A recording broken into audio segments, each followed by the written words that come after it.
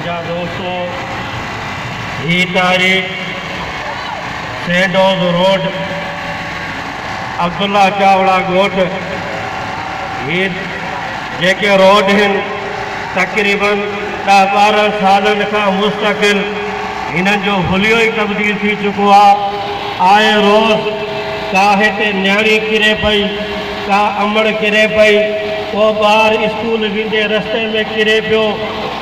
ही मुसलसल एहतजाज थियनि पिया, पर के बस वारनि खे जेको आहे जेके 5 साल वोट वठी करे पोइ वरी ज़ाहिर कोन था थियनि, इहे मिंटू मारा करे ईंदा आहिनि।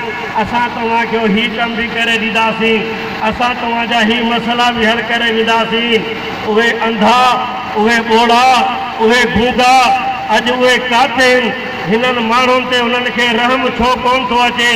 आए रोज़ का न का शइ जेका आहे कंहिंजी टंग निकिरी थी पए धिके में, कंहिंजी बाह निकिरी थी वञे, पर उन्हनि ज़ालिमनि खे जेके मूंखे अफ़सोस थी वियो आहे जेको मुसलसल 10 सालनि खां असांजो वज़ीर आला हिन जाम शहर जो आहे, उनजे शहर जी हालत ही आहे त हुन जूं नाला न को हुनजे ड्रेनेज सिस्टम ठहियल आहे, न को उते को रोड जो नालो सिस्टम ठहियल आहे। पर आए रोज़ ही तकलीफ़ुनि मां ही ॿार बच्चा गुज़र थियनि पिया, पर हिननि अंधनि ऐं ॿोड़नि खे उहा शइ नज़र कान पई अचे।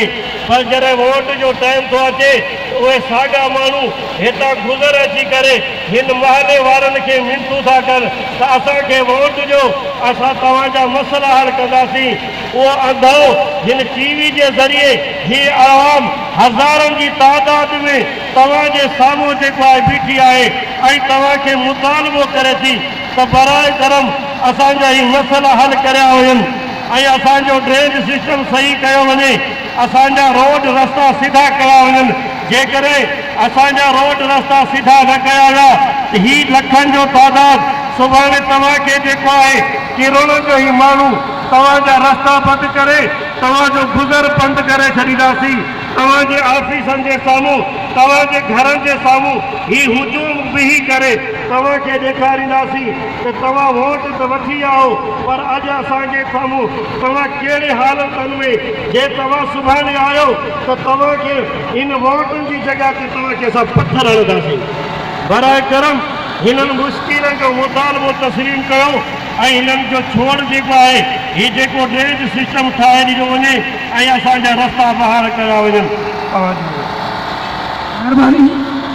हाणे दावत ॾींदुसि समाजी अॻवान आबाद फाउंडेशन अॻवान